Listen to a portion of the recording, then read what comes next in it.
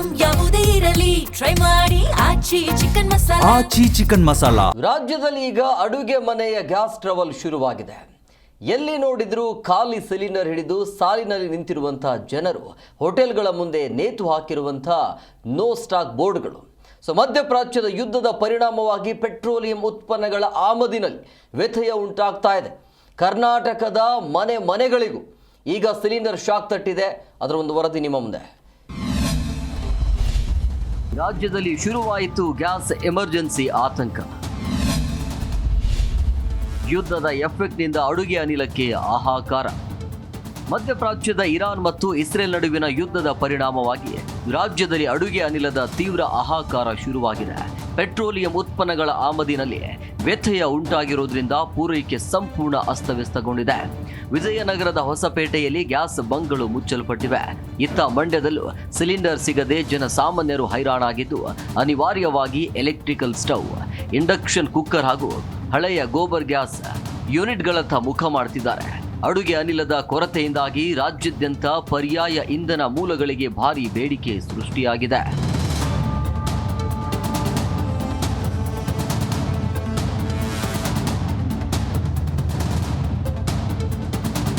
ಯುದ್ಧದ ಭೀತಿಯಿಂದಾಗಿ ಎಲ್ಪಿಜಿ ಕೊರತೆ ಹಾಸನ ಮತ್ತು ಚಿತ್ರದುರ್ಗ ಜಿಲ್ಲೆಗಳಿಗೂ ವ್ಯಾಪಿಸಿದೆ.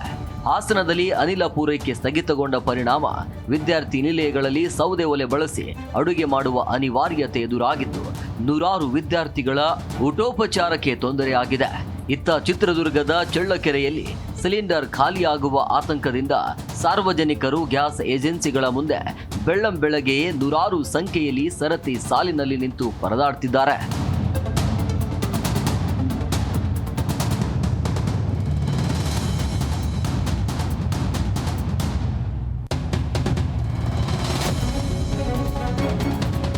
ಎಲ್ಪಿಜಿ ಅಭಾವವು ಈಗ ಚಾಮರಾಜನಗರ ಮತ್ತು ಯಾದಗಿರಿ ಜಿಲ್ಲೆಗಳಿಗೂ ವಿಸ್ತರಿಸಿದ್ದು ಹೋಟೆಲ್ ಉದ್ಯಮದ ಮೇಲೆ ತೀವ್ರ ಹೊಡೆತ ನೀಡಿದೆ.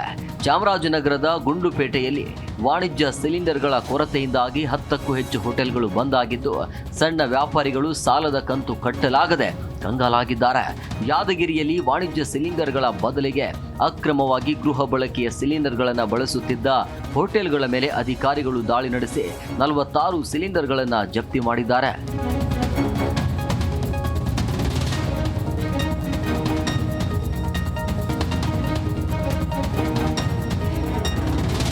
ಬಳ್ಳಾರಿಯಲ್ಲಿ ವಾಣಿಜ್ಯ ಸಿಲಿಂಡರ್ ಪೂರೈಕೆ ಸಂಪೂರ್ಣ ಸ್ಥಗಿತಗೊಂಡಿದ್ದು ಪ್ರಖ್ಯಾತ ಹೋಟೆಲ್ಗಳು ಅನಿವಾರ್ಯವಾಗಿ ಸೌದೆ ಮತ್ತು ಭತ್ತದ ಹಿಟ್ಟಿನ ಒಲೆಗಳ ಮೊರೆ ಹೋಗಿವೆ.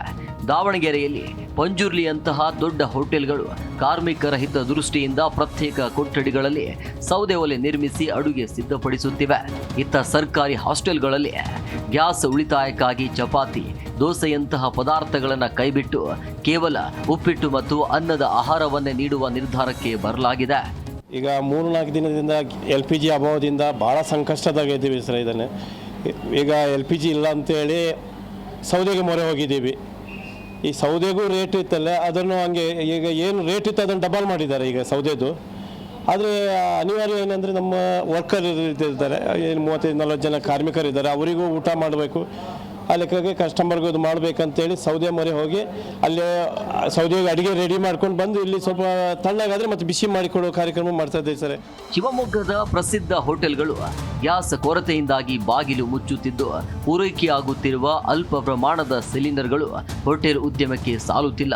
ಇತ್ತ ಬಾಗಲಕೋಟೆಯ ಇಳಕಲ್ನಲ್ಲಿ ಅನಿಲ ಹಾಹಾಕಾರದ ಆತಂಕದಿಂದಾಗಿ ಸಾರ್ವಜನಿಕರು ಬೆಳ್ಳಂಬೆಳಗ್ಗೆಯೇ ಗ್ಯಾಸ್ ಏಜೆನ್ಸಿಗಳ ಮುಂದೆ ನೂರಾರು ಮೀಟರ್ ಉದ್ದದ ಸರತಿ ಸಾಲಿನಲ್ಲಿ ನಿಂತು ರಸೀದಿ ಪಡೆಯಲು ಹರಸಾಹಸ ಪಡುತ್ತಿದ್ದಾರೆ. ಲಾರಿ ಚಾಲಕರ ಮುಷ್ಕರದಿಂದ ಅಭಾವವಾಗಿದೆ. LPG ಮಾತ್ರ ಅಭಾವ ಇಲ್ಲ. ಗಟ್ಟಿಗೆ ಗಟ್ಟಿ LPG ಬರ್ತದೆ, ಏನು ಸಮಸ್ಯೆ ಇಲ್ಲ. ಲಾರಿ ಮುಷ್ಕರ, ಚಾಲಕರ ಮುಷ್ಕರದಿಂದ ತಡವಾಗಿ ನಮ್ಮ LPG ಸರಬರಾಜಾಗುತ್ತದೆ. LPG ಯಾವಾಗಲೂ ಕೊರತೆ ಇಲ್ಲ. ರಾಜ್ಯಾದ್ಯಂತ LPG ಮತ್ತು ಇಂಧನ ಅಭಾವ ತೀವ್ರಗೊಂಡ ಹಿನ್ನೆಲೆ ಮೈಸೂರಿನಲ್ಲಿ ವಾಟಾಳ್ ನಾಗರಾಜ್ ಸೌದೆ ಒಲೆಯಲ್ಲಿ ನೀರು ಕಾಯಿಸಿ ಪ್ರತಿಭಟಿಸುವ ಮೂಲಕ ಕರ್ನಾಟಕ ಬಂದ್ ಎಚ್ಚರಿಕೆ ನೀಡಿದ್ದಾರೆ. ಇನ್ನು ಬಳ್ಳಾರಿಯಲ್ಲಿ ಯುವ ಕಾಂಗ್ರೆಸ್ ಕಾರ್ಯಕರ್ತರು ಬೆಲೆ ಏರಿಕೆ ವಿರುದ್ಧ ಆಕ್ರೋಶವನ್ನು ಹೊರಹಾಕಿದ್ದಾರೆ. ಸಚಿವ ಚಲುವರಾಯಸ್ವಾಮಿ ಈ ಅನಿಲ ತುರ್ತು ಪರಿಸ್ಥಿತಿಗೆ ಕೇಂದ್ರ ಮೌನವೇ ಕಾರಣ ಅಂತ ಟೀಕಿಸಿದ್ದು, ಹುಬ್ಬಳ್ಳಿಯಲ್ಲಿ ಇಂಧನ ಸಿಗದೆ ಆಟೋ ಚಾಲಕರು ಕ್ಷಿಪಣಿ ಪ್ರತಿಕೃತಿ ಶವಯಾತ್ರೆ ನಡೆಸಿ ವಿನೂತನವಾಗಿ ಪ್ರತಿಭಟಿಸಿದ್ದಾರೆ. ತಿನ್ನುವ ಅನ್ನದ ಮೇಲೆ ಈ ಯುದ್ಧ ನಡೀತದೆ.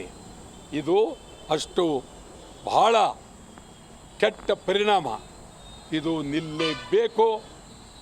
ನಿಲ್ಲಿಸಿ ಅಂಥೇಳಿ ನಾವು ಇಷ್ಟರಲ್ಲೇ ಕರ್ನಾಟಕ ಬಂದನ್ನು ಕರಿತೀವಿ ತಮ್ಮ ಮೂಲಕ.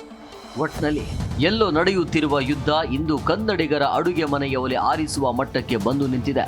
ಗ್ಯಾಸ್ ಸಿಲಿಂಡರ್ಗಾಗಿ ಹಾಹಾಕಾರ ಶುರುವಾಗಿದ್ದು ಹೈಟೆಕ್ ಅಡುಗೆ ಮನೆಗಳು ಮತ್ತೆ ಸೌದೆ ಒಲೆಗಳ ಹೊಗೆಯಿಂದ ತುಂಬುತ್ತಿವೆ.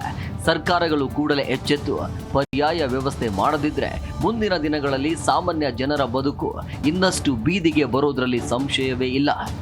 Bureau report, G Kannada news.